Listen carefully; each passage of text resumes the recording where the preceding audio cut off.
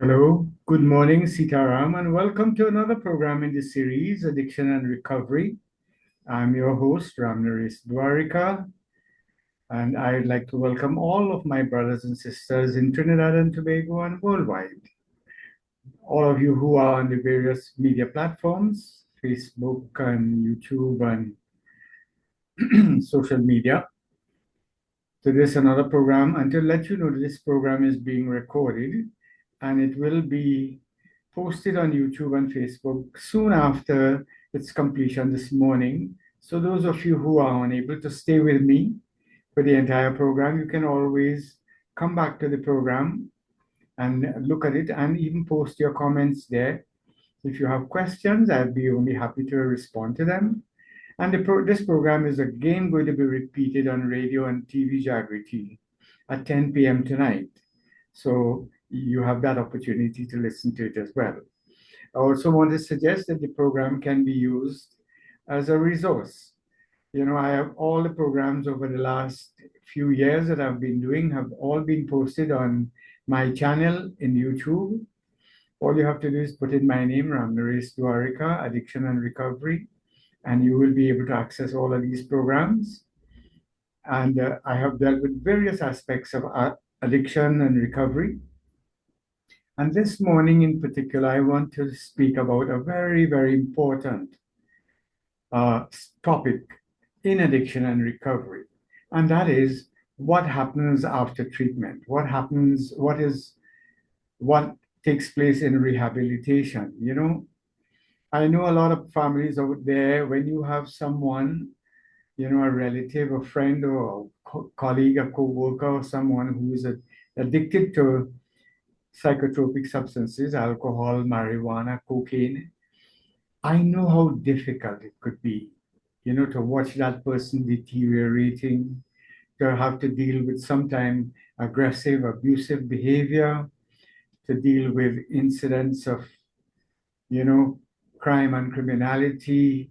I know how embarrassing it could be and how scary sometimes for, old parents who now can't handle living alone with an addicted son or family and this person, because of the addiction, driven by the strength of the addiction, they are now stealing from the house. They are doing a lot of things, and even threatening the old people. And I've had instances where, you know pensioners have been threatened, by the young people for money to so that they could continue to support their habit.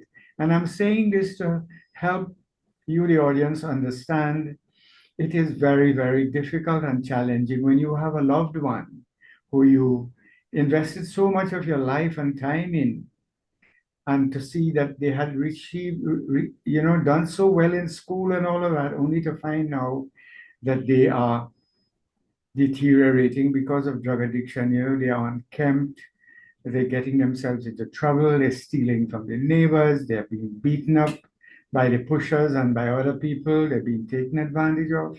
Or they know you can't leave your room open, they're stealing from your wallet, brothers, and it leads to a lot of stress in the family, to the point where I I know that a lot of family members, if they could just put this person somewhere where, other people can just get them out of the sight for a little while, get a little reprieve from having to deal with it, and send them to some place where they could be rehabilitated.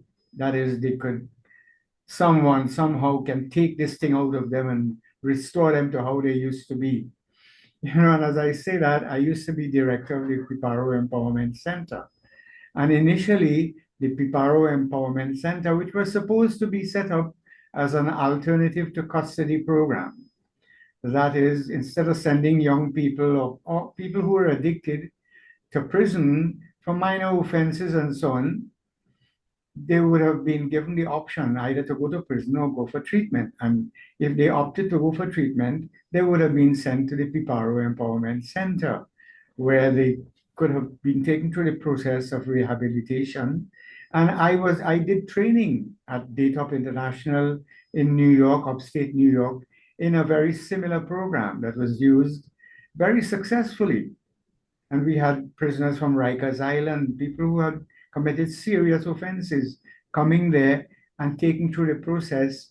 And they were very, very successful because you, you know, people who were referred from the prison system did much better than people who even came in voluntarily because they had, as it were, a sword hanging over their head that if they did not apply themselves to the program and participate and did not show motivation and they were not compliant, they would have to go back to prison. So they did their best to comply and participate, and they did, as a result, they did very well. And this is something I'm hoping that our government could look at again because the center is still there. And I don't know if it is what for what I understand is being used to keep homeless children, which is a good thing, but this was the original intention. So coming back, I remember to the story I wanted to relate. As director there, the policy at the beginning was to take people off the streets. So we were only taking homeless people. And there's this day when this mother called me to tell me her son, he was selling the gas tank, selling the louvers, and she couldn't handle it anymore. And if we would consider taking him in. And I said, Ma'am, I understand your situation. I would really love to help you, but our policy is only to take homeless people. And she said, Mister, just give me 5 minutes and I'll make him homeless. I'll throw everything of his in the road. I remember that. The desperation in her voice that family members feel when you have one of your own who has become addicted to alcohol or marijuana or cocaine or one of these drugs. So you want to get them out. And yes, we always have a shortage of space in this country. We also need to look at, creating more opportunities for people to rehab in the in-house treatment programs. The Substance Abuse Prevention and Treatment Center, where I worked before as well, they have a long waiting list. And I mean, that is useful, but it's not the best situation because when an alcoholic or drug addict presents themselves for treatment, they need to be accommodated right away because it is not every day that an alcoholic or drug addict agrees to go seek help. Those of you who have worked with people and who have friends or colleagues or family members who are addicted, you know how difficult it is to get them to agree to go seek help in the first place. So that when they agree, begrudgingly sometimes under duress or whatever, a crisis happens and it presents an opportunity for them to go for treatment, it is critical that we have vacancy for them to take them in right away. Even though they may not be motivated, they might have come under duress. It is the responsibility of the treatment facility now to help that person through helping them to develop their insight, through counseling and all of that, so that they will eventually understand that they need to stop using the drug. And a lot of people want to stop, but they don't know how to. And I have spoken about that in previous programs. The last program, in fact, I spoke about that. But today, I want to speak to family members and even people who are in the initial stages of recovery, because a lot of people believe, we send him off to rehab, whether it is paid rehab at New Life Ministries or Rebirth House or Heal House, all those places, or we send them to SAPTC, Cora, treatment and rehab and feel, well, when he come out today, he'd be brand new again. He would be restored to the person that he used to be. And it does not work like that. You know, the rehabilitation really begins when they leave the treatment facility. Because while they are in there, they are restricted. They can't leave to go anywhere and get the drugs. The place is fenced around. They have security. and they have strict rules, and they have people supervising them 24/7. So they can't leave. They can't get the drugs there. So they can't use it.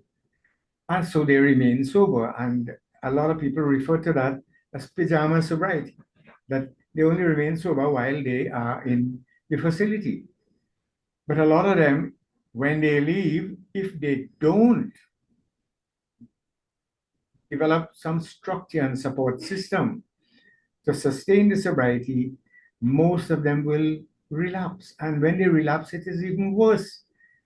I'll tell you why, because psychologically now even the family is going to say, and they are going to say, well, look, I did go. I listened to you all. I went to Kaura, but that don't work. Or I went for counseling and that don't work. Because there's no medicine or injection that we can give to brainwash a person so that they will go back to thinking how they used to before they started to use drugs. It is and I want to speak about that this morning. What happens because you know many people believe recovery ends when someone leaves the rehab, but the truth is recovery begins after rehab. It's just like somebody you know going to church. The sermon you hear it in the church, but practicing, living the life is after you walk out of the door. So that is where aftercare and relapse prevention comes in. Uh, that is the bridge between treatment and long-term sobriety. While I was at Cora, I became part of, we did a research day. There was a doctor, Nigerian doctor, Dr. Igwe, and another alcoholic rehabilitation officer, Mr. Ujir, and myself. I did a survey of people leaving the center, leaving after rehabilitation, after spending the 6 weeks there.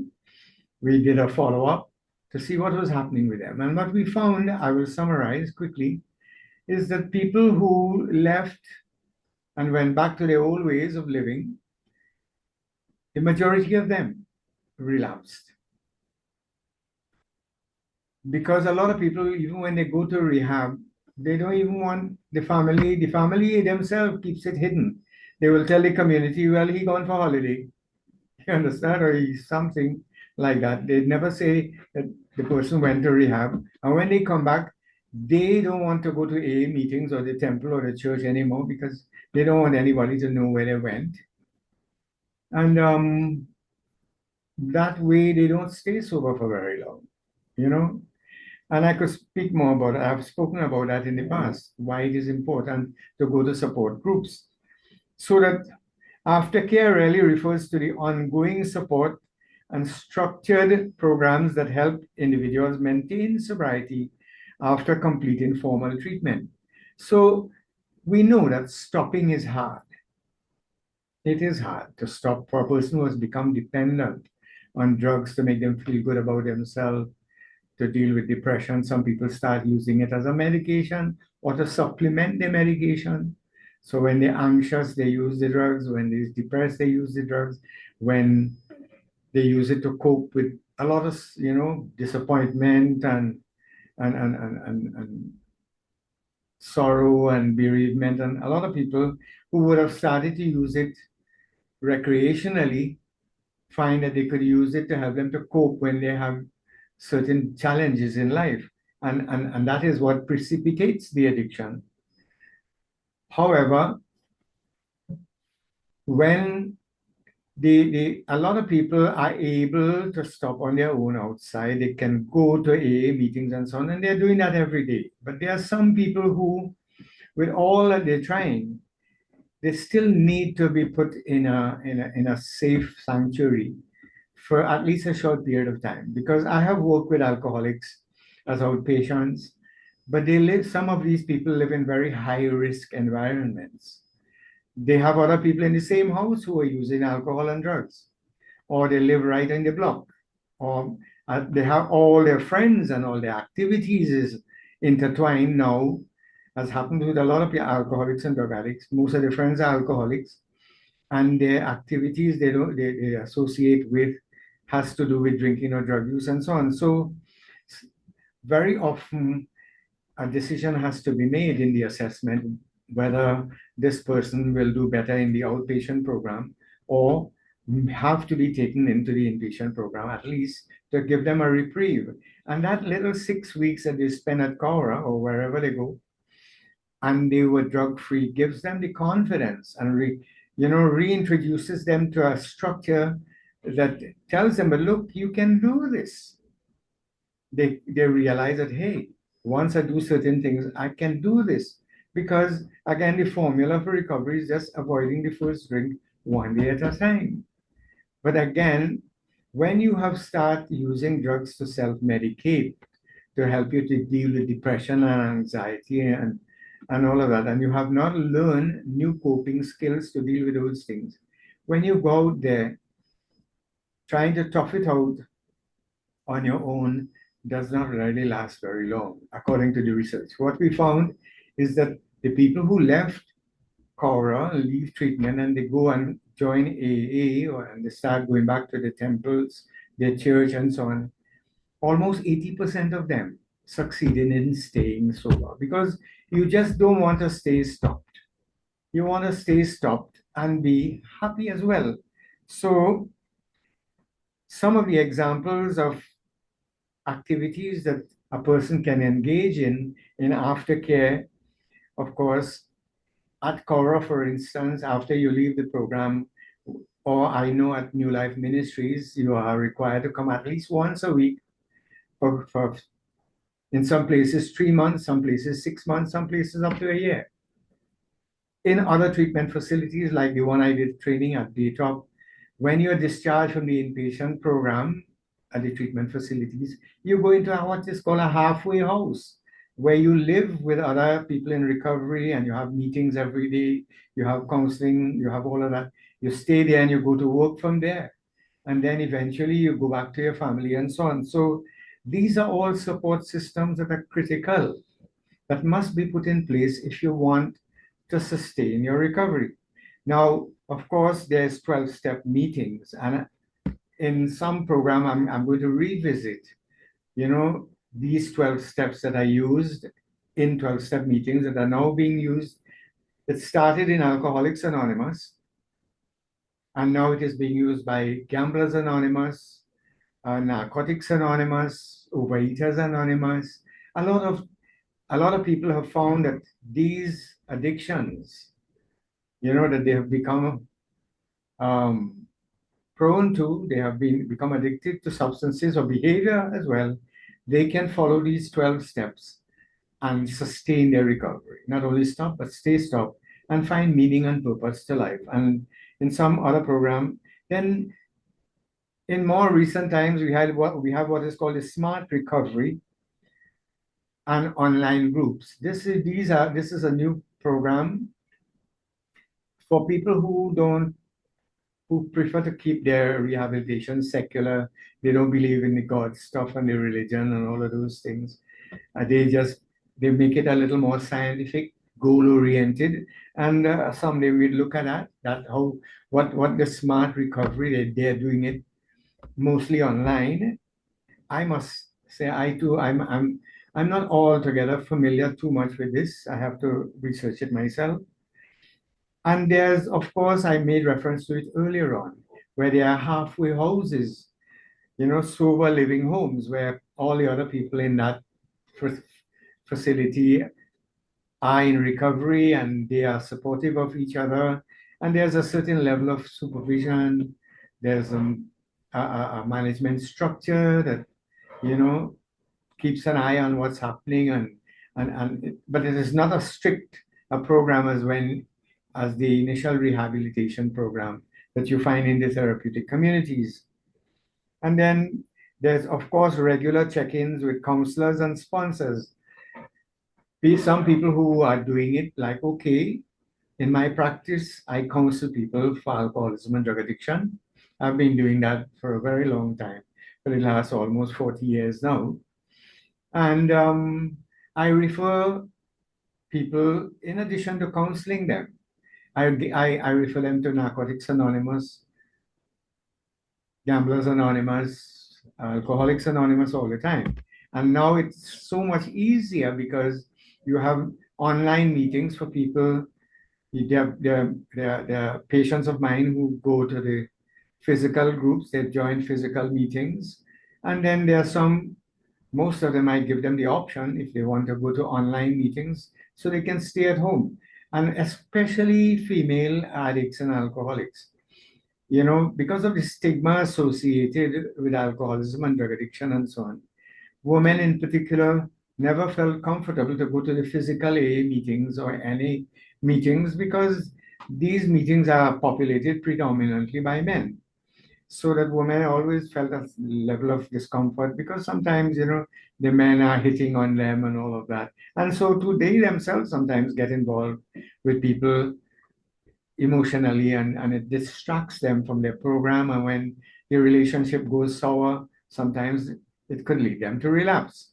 Because a good advice to people in recovery in that they, in their first year of recovery should not get into any stressful relationship or stressful situations. Don't take on any big projects that can generate sufficient stress as to cause you not to be able to cope. And your natural inclination from the past is to go and use drugs to help you when you have these situations. And AA also allows for sponsors. That is, people who have recovered, have been practicing the program to kind of be like a mentor to the young person, to the new person, to answer questions, to be able to respond to them. If they're getting an urge, they can call the sponsor. The sponsor will talk them out of it, and listen to them and so on. And then, of course, there are family therapy sessions, which is critical because what happens is alcoholism and drug addiction is recognized by the World Health Organization as a disease. But unlike other diseases, unlike the flu and the fever and the diarrhea and all those other things that will only affect the person, alcoholism as a disease affects almost everyone around the person, the whole circle of friends, and especially the family. So that a lot of times the family becomes develop pathological coping strategies. They would have scapegoated the alcoholic for a long time. Everybody just, he becomes a scapegoat, even though he might have been the head of the household at one time. And now, even after recovery, they still want to keep him in that position. Everybody want to blame him and take attention away from themselves. And that can pressure the person, generate sufficient stress to cause them to go back and drink. And that's another topic that we could speak about because, as the alcoholic descends into alcoholism and drug addiction, his space in what is called a sociometric position in his family group, his primary group, changes from head of the household or someone that they respected to. He becomes the laughing stock. He becomes the scapegoat. Everybody's just making fun. And while they do that, nobody's paying attention to them. So there's a loss of respect as well. And initially, he'll have to work hard at regaining that respect and that trust because of the umpteen times he would have told them that, look, he would have lied, he would have stolen from them, he would have done a lot of you know, unbelievable things. So that now he has to work, it will take time, and whether they will trust him altogether. And this is why family therapy is critical so that they understand he wasn't a bad person. He's a sick person, and these what he did was symptoms of his illness, and they have to know now how to help him because they would have probably become enablers, and they could still enabling him to go back to use drugs. So that family therapy sessions are critical. And I know a lot of treatment facilities at Cora. We did that. There's a one day for the week where the families came and we did family therapy with them. So why is this important? You see, addiction is a chronic condition. It's not a one-time event. Like, you'll have an infection and you go on a course of antibiotics and In 7 days, it clears up, and that's the end of that. Or you go and you take an injection or something, and and that's it. No, the alcoholism and drug addiction is not like that. There's no cure, unfortunately. And people have asked me, parents have asked me, is you don't have an injection? Because I do acupuncture, and the first thing people associate with needles is there's something in it. Doc, can you put something in it that will help him to stop drinking altogether? No, there's nothing in it really. Acupuncture comes from being able to use the needles to manipulate the energy system in the body at certain particular points that can bring the body back into balance. That's another topic. So that addiction recovery will be for the rest of the person's life. There'll never be, I know if you read the big book of AA, you'll see, Mark, people have recovered. Yeah, you recovered from taking the drink, but you have not recovered from lying and low self-esteem and poor coping skill and the anxiety and all the lack of integrity and mistrust and all of those which are also symptoms of the disease. So you're never totally recovered from alcoholism. In fact, you'll never be able, once an alcoholic, always an alcoholic. You'll never be able to go and drink safely again. You see, the brain and the body takes time to heal. Habits that you have nurtured from teenage years, when I started to drink, you know, and most of the time people don't, the average age, mean age for alcoholism is like 35, meaning that a lot of people only decide around about 35, 36, and look, you know what, I need to do something about it. I think I'm an alcoholic. And that was true for me because I stopped drinking when I was 36. You understand? Because young people say, no, I don't have a problem. That's for old people. I'm enjoying myself. Because in the culture in which we live, if you don't drink, I thought, you don't know how to enjoy yourself. So all of that, and if you're smoking marijuana, of course, it damages your brain. So all of this takes time for you to readjust, learn. When as a young man, I should have been learning how to cope with anxiety and depression and disappointment and loss and all of those things with like normal people do. I escaped from learning all of that by going and taking a drink. So when I stopped drinking, I have to go back and learn all of these things all over again. Otherwise, my sobriety would have been precarious. So without continued support, old habits and triggers can easily return. And this is why in recovery, I sit with my patients and I help them to identify what were their triggers. The triggers vary from person to person. There are some people, for instance, with cigarettes. They have to have one as soon as they wake up in the morning. That was true for me as well. There are some people who had to have one to go to the toilet. There are some people who, after coffee, they must have a cigarette. All of these things are triggers. The toilet, the morning, all of that.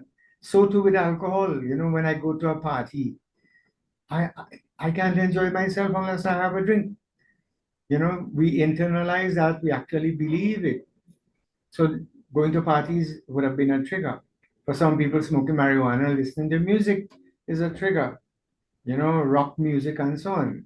Because when I smoke up, I could pull out the violin and listen to it alone, and this is why it is important so that you identify your triggers and you will be able to learn how to deal with them going forward. So that rehab gets you clean, but aftercare keeps you clean.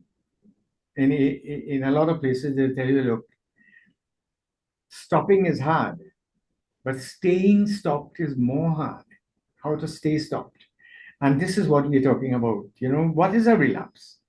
A return to substance use after a period of abstinence, but it doesn't mean failure. It's often a signal that more support is needed.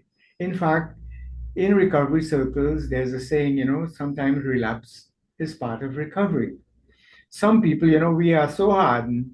People tell us, don't go online with your old friends, don't go to those, avoid slippery people, places, and situations. But We always think that we're different, you know. I am not like everybody else. Nobody can make me drink, or so we would think.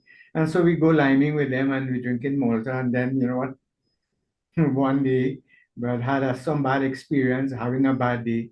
And somebody, the glass just skates to you, or or the beer bottle, and you take it, you know, and out of defiance. And that's the beginning of the end again. So that statistics show that 40 to 60% of individuals relapse within the first year if they lack structured aftercare. And I referred to that earlier on when we did the research at Cora. That's what we found. So that relapses, there are three stages of relapse. There's emotional relapse, that is, people who never learn how to cope with stress properly. They always use drinking or drugs to help them. And so now every time, you know, even when you stop using, you'll have emotions. You'll be happy. And you know, there's, as I said, a lot of people think that people who use drugs, they only use it because they're unhappy. No, no, no, no. A lot of people use drugs just to feel more happy, you know, to enhance their euphoria. So again, a lot of people, they have been in denial, you know, lying to themselves. And as a result, poor self-care, not taking care of yourself, you know, not doing the, you know, if a person went to AA, they'll see there's a sign there that says first things first, meaning your sobriety must come first. Because if you make the mistake to put other things first, eventually when you get drunk, all the other things will go last. And then there's the mental relapse, there's the emotional relapse, then there's the mental relapse, where people don't take the drink yet, but you know, they're romanticizing the use. They think, boy, you know, we used to have a good time. Remember that time and that time when I went to this party and we had fun and da da da. Or hanging around, going back and hanging around with old friends. And then a lot of times new people are bargaining with them. Say, I wonder if I was really alcoholic, because even in my case, my wife at the time told me, you're not an alcoholic, because she didn't want anybody to label her husband alcoholic. That was stigma for her. And so she said, no, you're not an alcoholic. It's just that sometimes you used to go overboard. Well, thank God I didn't believe her, you know, because then I would have probably gone back. I probably, you know, like some people say, dead, rotten, and forgotten. You understand? And then there's the physical, actual use of the substance. So first, a person, what happens? They're not learning new coping skills. They're not practicing the program of recovery. They're not learning new coping skills. And so they're starting to become unhappy. You know, they're still using denial to help them to cope, not only with the drugs, but other things. And they're still not taking responsibility, blaming everybody else. They stopped drinking, but they're still blaming everybody else for everything else, never becoming willing to take responsibility for their shortcomings or defects of character. And then in a little while, you start romanticizing about it, thinking about it, liming with your friends. And then eventually, you're going to take that drink. You know, so the relapse starts long before you actually take the drink. And that is when you need to, or your counselor, your sponsor, the people around you need to be aware. Once you see a person start making excuses, they don't want to go to treatment sessions, they don't want to go to AA meetings, they start finding fault with the meetings or the members in the group, or then you know that they are headed down for that relapse. The good news is that relapse is preventable. And even when a person has relapsed, it's an opportunity for them to be able to look at what predisposed them, to look at those three areas that I just spoke about, the emotional, mental, and physical relapse. When, where, and when it started, what triggered it, and learn from that so that you could prevent it in the future.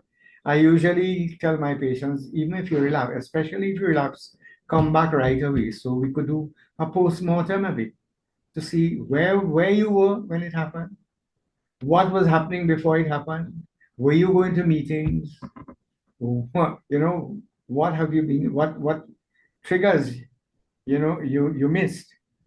So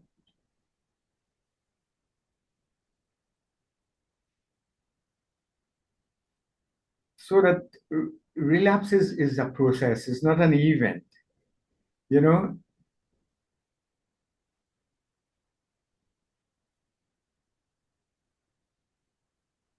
It's not as I said, the relapse happens long before the person actually takes the drink.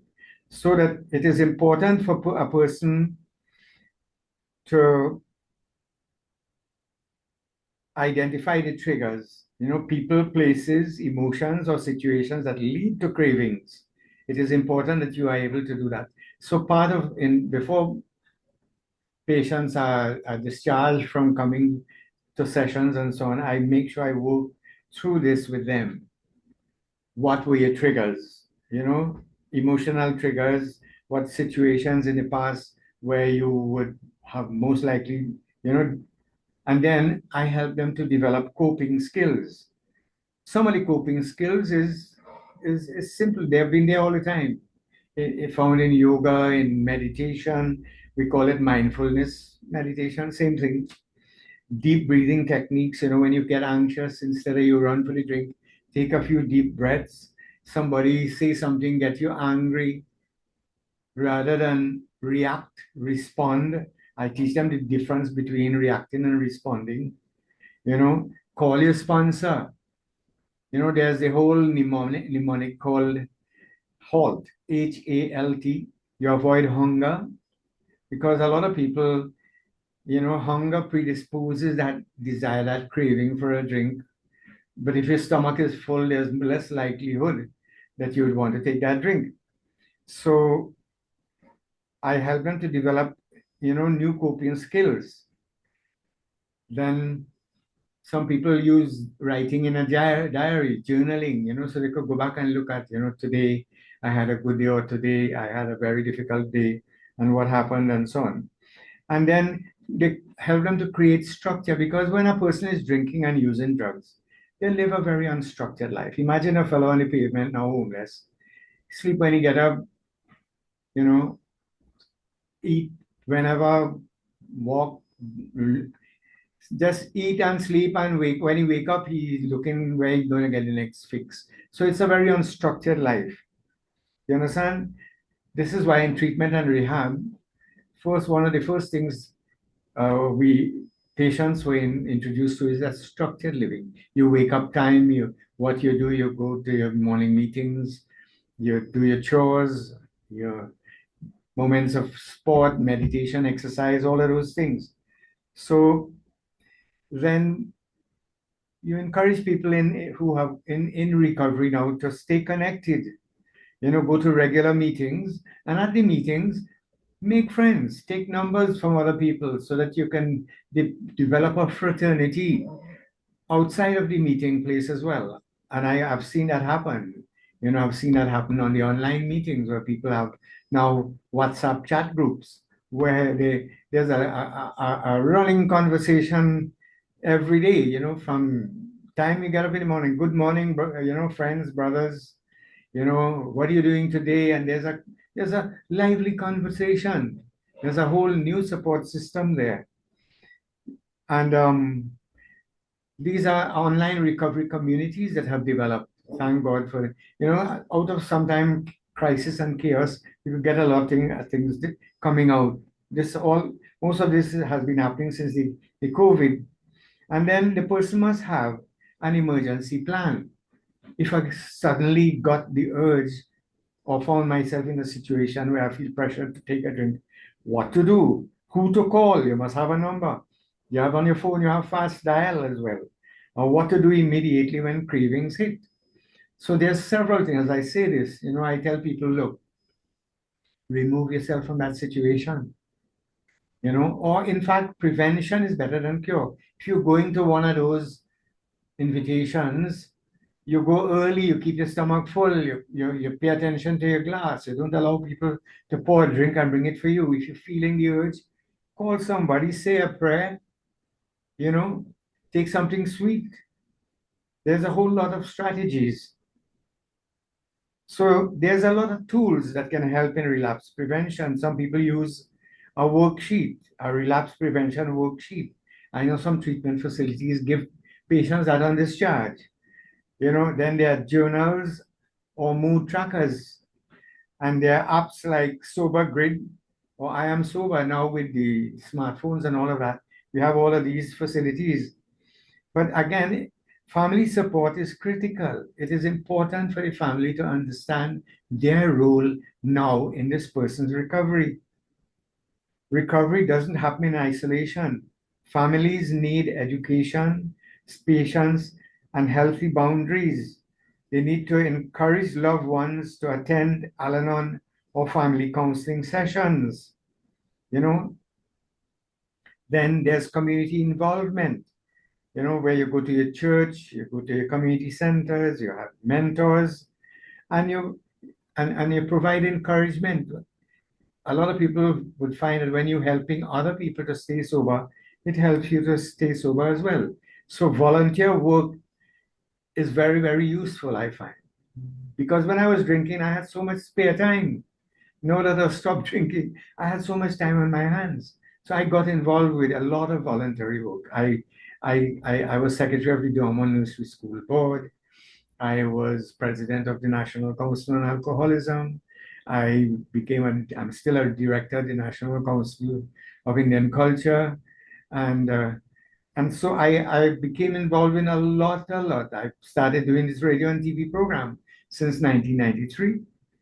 So that I don't have time, there's an old saying when I was growing up, an idle brain is the devil's workshop. Well, I keep myself busy. Then I have gardening and I have my private practice and I have a little business and I play music and I went back to school in the early days and re-educated myself and all of that. So no time to waste. I see a quote here, connection is the opposite of addiction. If you want to get away from addiction, make new connections and make new connections with the right people, that is. So that, a lot of people, I have had a lot of people who now are success stories. I can, time permitted, I could have related so many other stories. In fact, I would probably ask one of these people in a future program to come on the program and tell their story, their success story. There are people who were not able to read and write, who could read and write and got back a good job in the government and in society and all of that. So that I want to remind the audience that relapse is not the end.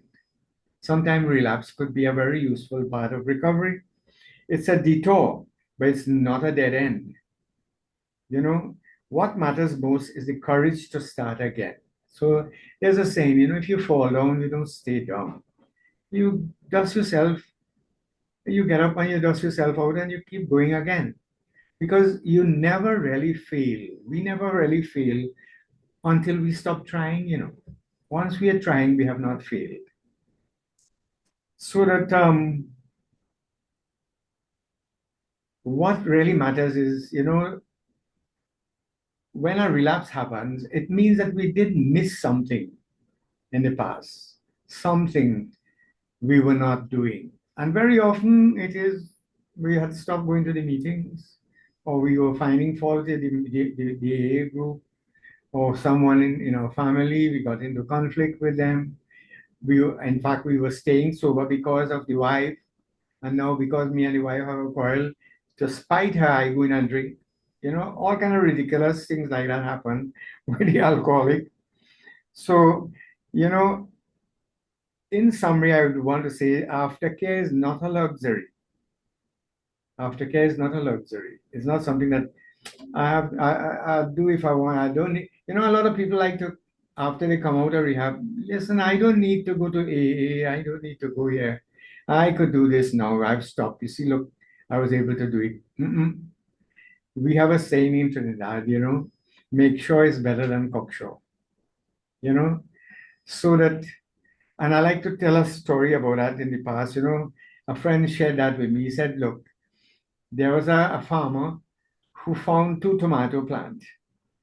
One was big, fat, and strong, was by itself, but one was among some weeds. So it was tin tin and reggae reggae, as we say. And in trying to take it out, the waist break, it got broken, but it could still grow.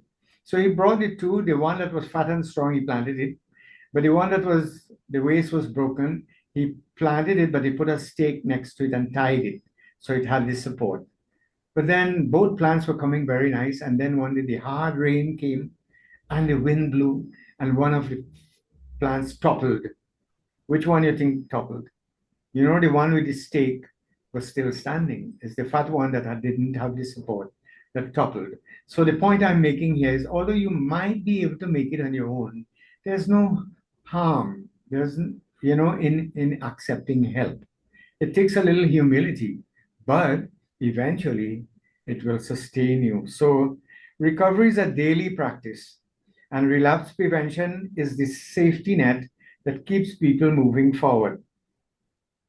If you have completed treatment, don't walk alone. You know, you have people out there. We are so fortunate in Trinidad that we have so many AA groups now, physical AA groups that have restarted in Felicity where I live. We have 5 meetings for the week within walking distance of where I am. We have two in the Mahasabha school, two in the Presbyterian school, and one in the farmlands, in the gardens as well, in a shed. So I want to encourage people in recovery to reach out and to stay connected and keep growing. Healing is a journey, not an event. I often relate it as if healing, staying sober is like being in Port of Spain, being drunk is like being in Felicity where I am, right? You stop drinking, you're trying to get to Port of Spain. You will see Charleville first, then you'll see Weimar, and then you'll see Grand Bazaar, and if you once you're seeing it in that sequence, you know you're heading to Port of Spain, right? If, however, you were in Port of Spain and you're seeing Aranjuez and you're seeing Grand Bazaar and then you're seeing Weimar, you know what happened. You're heading back to Felicity, you're heading back for a drunk. So these signals are like big poster boards, on the side of the highway that are telling you you are either heading to recovery. That is, if you're staying away from the drinking friends, you're working the program, you're going to your meetings, you are heading to recovery. These are all signboards that are telling you you're heading to recovery. But if you start finding fault with the meeting, you don't want to go to the meeting or the counseling sessions, or you're starting to tell you, I could make it, I don't need that. You start going back liming with your friends, going back to the same old activities, the river limes where they're drinking and all of that, then you are heading back. It's just a question of time that you are going to head back into relapse and into addiction. So, for all those people who are in recovery, I want to encourage you. Remember again, we are all doing this one day at a time. This is how it's done. You get up in the morning, you pray, you say a prayer of gratitude for all those things that God has blessed you with life to start with. And you set about, reminding yourself that, look, I only have to stay sober for today. And if I have to stay sober for today, all I have to do is not to take that drink now, or take that smoke, or take that chocolate if I'm diabetic or whatever I'm trying to stop, or stay away from that lottery booth, or punching in that on the phone. So I just have to avoid that first step one day at a time for today. And at the end of the day, we thank God, And if it happens that you relapse, don't wait till it happens in reality, in practical terms. Once you realize in your mind, we start relapsing, that the old idea is the stinking thinking, as we say, coming back, it's time for you to it's time to call your sponsor. It's time to again trigger those relapse prevention tools that I referred to earlier on. So I want to thank all of you who have stayed with me for the program up to now this point in time. I want to thank the Radio and TV Jagriti, the crew there, Jason and Mr. Vimal and Mr. Maraj for allowing us the use of the facilities. For all these years, this radio station has provided this service as a social service, as a community service to help our brothers and sisters. And not only this program, the Mahasabha board has also allowed the use of their schools all over Trinidad, indeed in Felicity here, for the hosting of A meetings for the last umpteen years, more than 60, 70 years now. A has been using these schools all over the country to host meetings and saving lives. So I want to thank the management of the Mahasabha board for this, providing the station with the free airtime, which is very expensive for this program. And I want to remind you all again that this program will be repeated tonight at 10. It will be posted on YouTube and Facebook so that you can use it as a resource to send to anyone who you think can benefit from the program. You send a link to them. And if you have questions, of course, you can call me or you can text me at the numbers provided, and I will respond to the best of my ability. So I want to thank you all again for joining me this week. And until next week, have a good weekend, safe weekend, sober weekend. Thank you very much.